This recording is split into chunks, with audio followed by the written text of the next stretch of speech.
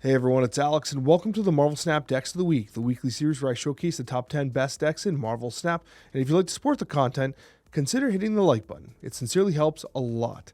With that being said, let's get started with deck number one, which is going to be Eternal Surfer. Now, I need to note here that we did have an OTA only a few days ago, so therefore we have a pretty limited sample size of games post-infinite that we can use for reliable statistics. Therefore, the first three decks are actually going to be decks that have good historical records that were unimpacted by the nerfs or by the buffs. Therefore, these are decks that you can turn to if you're looking to make an impact, and therefore, we don't actually have stats on them because they are historical decks that have performed very well, and I believe will continue to perform well, that we're just short on stats right now. And so I want to showcase three decks that I know are good decks, and then we'll move into the statistical kind of untapped base statistics to 6,000 collection level and above, infinite and above only.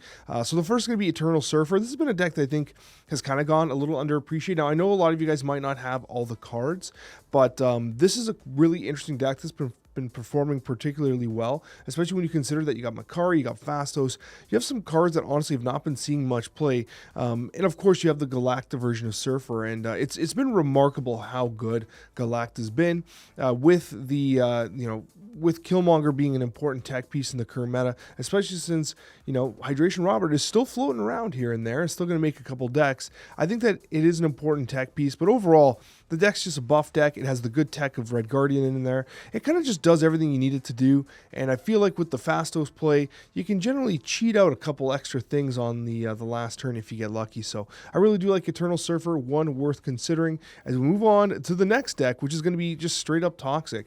Now, this deck here has been a very consistent performer over the last couple of months. It's one of the reasons why Luke Cage had to get hit, and US Agent did get hit as well. The deck is performing as good as it always has been, and the addition of Rogue tends to be one that steals some games and gets some cubes. This particular version of the deck tends to have a very high cube rate because of the Rogue, but also because of things like Agent Venom, which obviously provides you with a lot of versatility with the likes of Luke Cage. Valentina also benefits from interactions with Luke Cage, and so ultimately the deck is just a really good one, and one you can turn to if you're looking to play some Toxic in the meta, which honestly doesn't even make the rest of the top 10 just because it's just not being played right now, which is kind of weird. A lot of experimentation happening.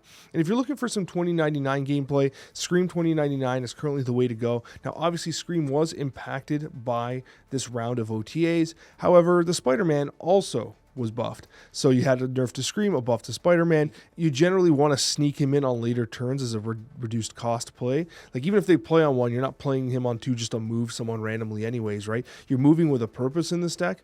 And so the reduced cost on Spider-Man does help him to slide into a curve here and there. But unfortunately, if you're playing Doom 2099, you're really only playing one card at a time under most circumstances regardless. And so, that is something that's worth considering. But regardless, if you're looking to play some of the changed cards, this is one that you can consider. We're now going to be moving forward with the rankings according to untapped statistics, 6,000 collection level and above, infinite only, and based only on the most recent OTA. And that's going to bring us to negative gore at a 54% win rate and a 0.68 cube rate. It's the lowest win rate of the list, but the highest cube rate by far, so that's pretty exciting. I actually like this deck a lot, and I've been testing it because, I've never really been a big negative fan, and I was looking at this deck, I'm like, you know what, I like its design. Obviously, you have the negative, you also have the byline of, Ravonna actually helps a lot of these cards itself, right? So if you don't draw into the negative for turn 3 or 4, with the Psylocke negative on 3, or the Ravonna negative on 3, if Ravonna's out, you still have a game plan. You still have some win conditions. And I really do appreciate that, especially since, you can do something as simple as Lady Jane on turn 5, and then you're able to play Mystique Iron Man discounted by Ravonna Renslayer, right? So there's a lot of very interesting things you can do with this deck. I do like Gore Taskmaster as a combination play. I tend to find that a lot of people tend to retreat against a Mr. Negative deck that pulls it on a relatively early play. It's a good deck. It's a good deck, and it's a stealer of cubes. And it's surprising because, at a 0.68 cube rate, players should not be staying in these types of games. If you're snapping on Mr. Negative and getting smoked, it's Mr. Negative, when they get the nuts, it's really hard to compete with. Those are games you're allowed to retreat on, you know what I mean? So anyways, Negative Gore. This one, I should note, only had 160 games played on it when I pulled the stats. And so a very low volume of games. I generally don't like to go under 200. But this is a deck that I do know, especially from the testing in the Gore weeks and stuff, where this was amongst the top performers, We know this deck is good. It's just not seeing a lot of play. Maybe that'll change. We'll change some minds here today as we talk about it. Going to number 6, it's going to be another Gore deck. This is the Iron Gore deck. Now, what's different about this one is obviously it's using Iron Patriot, significant for those trying to get those weekend missions done. But it's also using Rocket and Groot. It's using Wiccan, Quicksilver. It's using that package. What I found interesting here was that this particular list is using Fenris Wolf. Fenris Wolf was a really interesting inclusion in this deck, obviously having synergy with the likes of Gladiator and Shang-Chi, and we have not seen much Fenris. And we had like this like Bully Knight type thing that was happening where you basically run like Moon Knights and stuff like that to kind of disrupt your opponent's hand, and that's generally where Fenris is being found. But here it's legitimately the Gladiator and Shang-Chi trying to carry its weight, which I find kind of interesting. I would prefer the negative version of Gore if you're going to play Gore, but if you're looking to play Iron Patriot, you got Rocket and Groot, and you want something a little interesting, then you can definitely go with this here. What I also did find fascinating about this deck, it is running Valentina without a Luke Cage, a very interesting brew here. It's also worth noting that it is a Wiccan-based deck, which is obviously good because you have a ton of 2-drops alongside the Quicksilver, and of course you do have the Rocket and Groot and the Gladiator. Very interesting list. Not one that I tend to prefer to play, but honestly, statistically, a 56% win rate, 0.38 cube rate at this point in time is pretty solid overall, and it's an interesting cook. You like to see it. Then we go to Iron Ongoing. Now, this is a deck that I really do like. It's running a lower cube rate than I would like at a 0.29, but a 57% win rate. You are running cards like Maria Hill. You got the Zoom-based kind of cards of like Ant-Man, and of course Quinjet, which helps you get some of the cards down. But I do like the idea of running Victoria Hand and Iron Patriot in tandem with one another, because obviously they do buff each other. We're also running the latest Mr. Fantastic. And what's interesting about this is you also are running the Onslaught. With Onslaught, you're able to run stuff like Mr. Fantastic, you're able to run Punisher, and then you got Moonstone. Now, Moonstone's interesting from a standpoint of like now that Mr. Fantastic is putting 3 power into the adjacent lanes, Moonstone's going to replicate that, and then you're going to get that double pump from the Onslaught, and suddenly that is a lot of power. It almost makes Miss Marvel feel completely irrelevant. And so in my testing with this deck, I kind of liked it. What was interesting as well is you're like, Alex, Punisher? That's so weird. Like, why would you run Punisher? Well, you could run Punisher because, like, if you don't draw into Mr. Fantastic, whatever, you could play Punisher. And then if you onslaught Punisher, that it's still quite a bit of power. But admittedly, Punisher does feel like cope based on my testing. I mean, hey, I have not seen a Punisher deck in a while, and we got one here. It's untapped, and it's legit number 5 according to the ranking. So we got to give it a shot. We got to take a look at it. But anyways, this is currently number 5, Iron Ongoing according to Untapped. And let's go into the top 4. And this is my deck of the week. I know it's not number 1, but I'm going to put stars around it because right now everything's in flux, okay? There's a new OTA. We don't have a lot of sample size because honestly, there's just less games being played in Snap. Like, I don't know if that's a surprise to anybody, but we're getting less games being played, especially at like the kind of hardcore high-end level. And so as a result, we're kind of losing some statistical like ability to analyze things, especially in shorter time frames. So when I saw this deck here, I was like, oh man, you know what? I love this list. I love this list so much. 57% win rate, 0.36 cube rate. And you know what I'm going to tell you about this deck? I don't care what the numbers are. I know this is a good deck. I know you can get to Infinite with this. I know you can get to, the highest echelons of the MMR you want. Like, whatever you want to do, you can do with this deck. This has everything it needs. I like the Agent Venom in here. I like the Red Guardian. I like the tech of Cosmo as well, which I think is particularly valuable. This deck just gets stuff done. Yes, US Agent did get nerfed, but it still performs really well in this deck. Obviously, it performed better last time, but I'll tell you, the Athena Kitty Pryde package is pretty consistent power. Havoc is an absolute superstar in this deck because realistically, like, look at your curve. Like, you don't need the energy, and Havoc is just huge, and he has that resistance to Shadow King, which I do appreciate. Honestly, this deck is so good. If you've not tried it yet, you've got to. Now, yeah, it's a little expensive with some of the Series 5 cards, like Sage, Agent Venom, Athena. Okay, there's a lot. I get it. But if you have these cards, I think this is a deck to play right now. If you're not looking to experiment with some other stuff, this deck is so good. It's so fun. This is the one I'm playing. I love it. Like, I don't know what else to say. I love it. And I know this is going to be a solid deck. You might see US Agent get subbed eventually.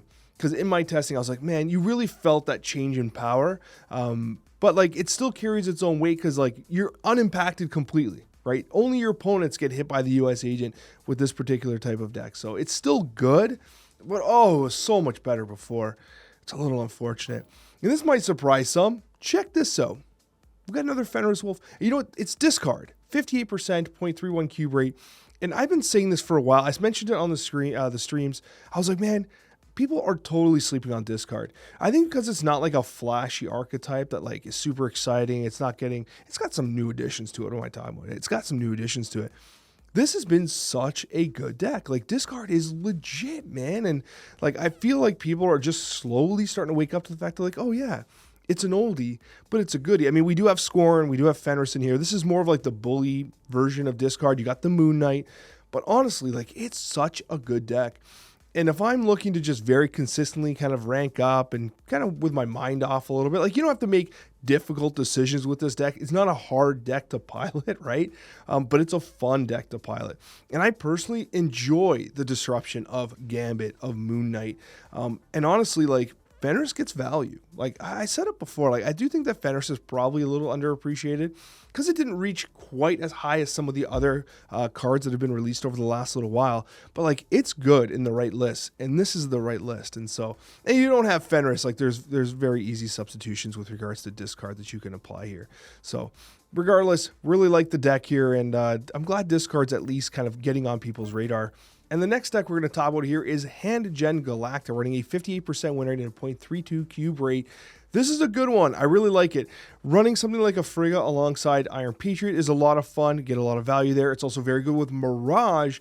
In my testing, Mirage has been an absolute champion with the likes of Frigga and Victoria Hand, especially since you can play the Victoria Hand later on like turn 6 to buff the cards that you have kind of been stealing and buffing and stuff like that.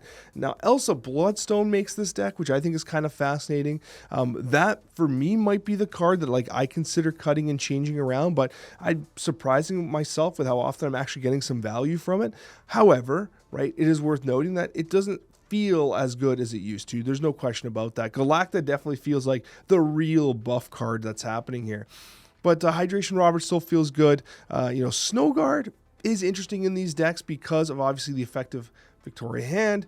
But most importantly, I got to tell you, Rocket and Groot, what a great card. I'm so glad that, it's kind of being identified as a legit kind of all-around good card that you can apply to so many different decks, because it really does feel that way. It doesn't feel broken. It just feels good and fair. And right now, it's kind of like a de facto, we'll throw Rocket in there, right? We'll throw Rocket and Groot in there, and I think that it's working out well, and I think it helps the Elsa Bloodstone in that case as well in this particular deck. So that's number 2, Hand Generation Galacta. And we go to number 1 here. It's going to be Little Movers, running a 60% win rate and a 41 cube rate. This has been a very consistent deck for a very long time, and I actually can't believe that Little Movers is at the top of the meta this week. I mean, I shouldn't say that. It has been very consistent for a long time. Frigga has definitely added a lot to it here, and it's just a good deck. And it's been a while since, like, Madam Web obviously came out, and then people were like, a little like ho-hum on Madam Web obviously did a tremendous amount for the archetype. But the opportunity for you to beast a massive Human Torch or a massive Vulture or whatever it happens to be, play it, then Frigga it, and then have like 2 massive options moving along the board on turn 6 or 7, depending on the state of the game.